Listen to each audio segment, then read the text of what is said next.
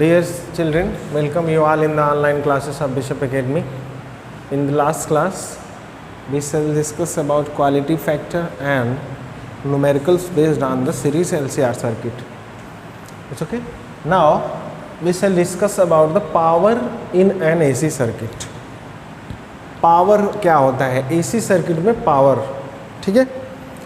सबसे पहले तो हम जान लेते हैं पावर क्या होता है। Power is defined as the rate of conjunction of electrical energy in a electrical circuit, यानी किसी इलेक्ट्रिकल सर्किट में कितना electrical energy per second consume हो रहा है, उसी की दर को, उसके रेट को पावर कहते हैं, ठीक है।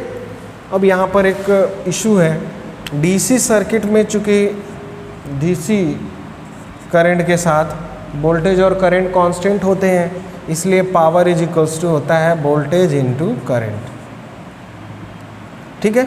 लेकिन एसी में क्या होता है, एसी में वोल्टेज और करंट कंटिन्यूअसली चेंज होते रहते हैं, तो हमें जो है पावर पता करने में परेशानी होती है, दिक्कत होती है।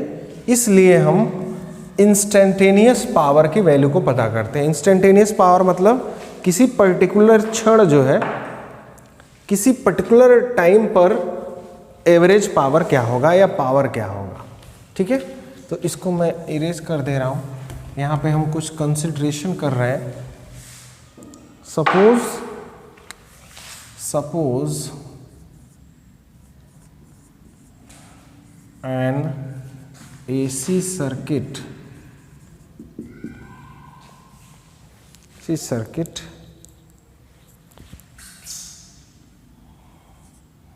voltage and current is given by E is equals to E naught sine omega t. हमने मान लिया कि वोल्टेज यहाँ पर E is equals to E naught sine omega t है, और करंट जो है I is equals to I naught sine omega t minus phi है, जहाँ पर जो EMF है वो करंट से 5 डिग्री लीड कर रहा है। ओके, यहाँ पर ये हमें पता लग गया, ठीक है। अब हम यहाँ पर पता करना चाहते हैं instantaneous power. Then instantaneous power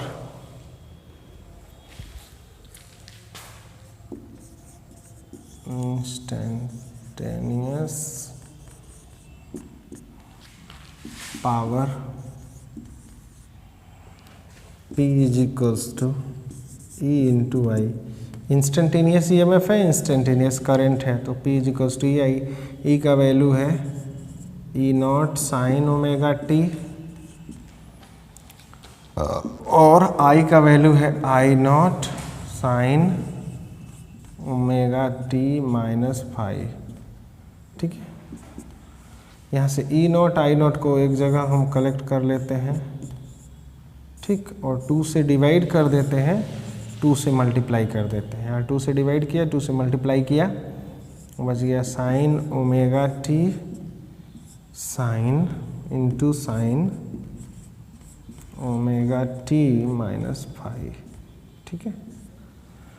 अब जो है एक ट्रिग्नोमेट्रिक आइडेंटिटी होता है sine 2 sign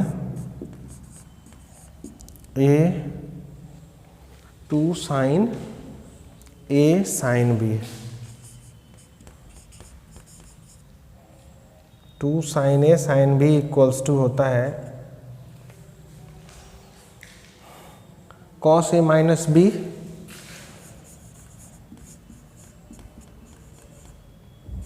minus cos A plus B, ठीक है। तो cos A minus B minus cos A plus B, ठीक है। अब इस ग्राउंड पर अगर हम इसको सॉल्व करें तो देखिए E naught I naught divided by 2, यहाँ देखिए ए की जगह साइन ओमेगा टी है और बी की जगह पे ओमेगा टी माइनस फाइव है, तो कॉस ए माइनस बी करेंगे, ठीक है। कॉस ए माइनस बी अगर हम करते हैं तो कॉस ए की जगह ओमेगा टी माइनस फाई, तो ये माइनस प्लस हो जाएगा, ओमेगा टी कट जाएगा, ये बचेगा कॉस फाई बस बचेगा, ठीक है। बीच में माइनस आ जाएगा, cos A plus B omega t minus phi हो जाएगा 2 ओमेगा टी माइनस फाई,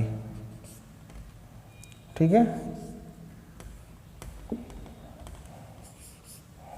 ये हमारा हो गया पावर की वैल्यू, ठीक है। अब यहाँ पर एवरेज पावर डेसिपेटेड पर साइकिल निकालना चाहें,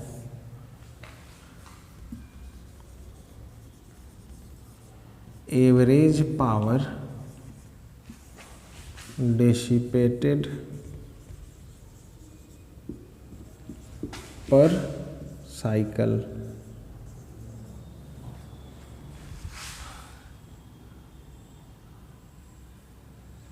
is given by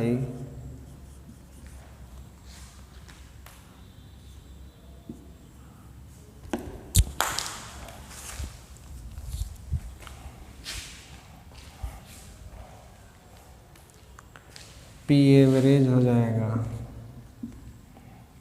E not I not upon 2। Average अब हम अगर लें इसका पूरे साइकिल पर, तो कॉस फाई जो है टाइम इंडिपेंडेंट है, टाइम पर ये फंक्शन डिपेंड नहीं कर रहा है, तो ये तो कॉस फाई ही रह जाएगा।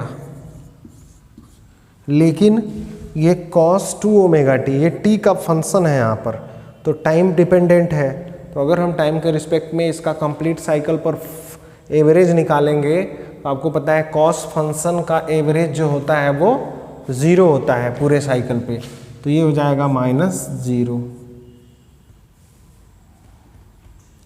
इसका कॉस फंक्शन, इसका एवरेज जो है 0 आ जाएगा, तो ये मिल गया हमें E नॉट I नॉट 2 को हम √2 2 बार लिख दें, अभी √2 मल्टीप्लाई होगा तो बाहर 2 आ जाएगा, into cos phi.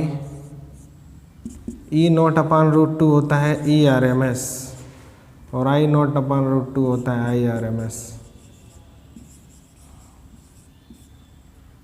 P average, alternating current में एवरेज पावर जो होता है वो ध्यान से याद रखिए formula ERMS IRMS cos phi होता है, जहाँ पर कॉस फाई को हम पावर फैक्टर कहते हैं। चूँकि पावर फैक्टर आपके सिलेबस से हटा दिया गया है, नहीं तो हम इसका अलग से डेफिनेशन पढ़ते पावर फैक्टर का, तो इसी कॉस फाई को ही हम पावर फैक्टर कहते हैं, इसको बस आप ध्यान रखेंगे। और एवरेज पावर जो अल्टरनेटिंग करंट के क्रॉस होता है वो होता है ERMS IRMS कॉस फाई, ठीक है। तो ये आपका जो है एवरेज पावर रहा। अब जरा सा इसमें स्पेशल केसेस देख लेते हैं हम। आपको पता है कि अगर सिर्फ रेजिस्टेंस हो तो करंट और वोल्टेज के बीच जो फेज एंगल होता है फाई वो 0 डिग्री होता है। यहाँ पर हम लिखते हैं फॉर रेजिस्टेंस ओनली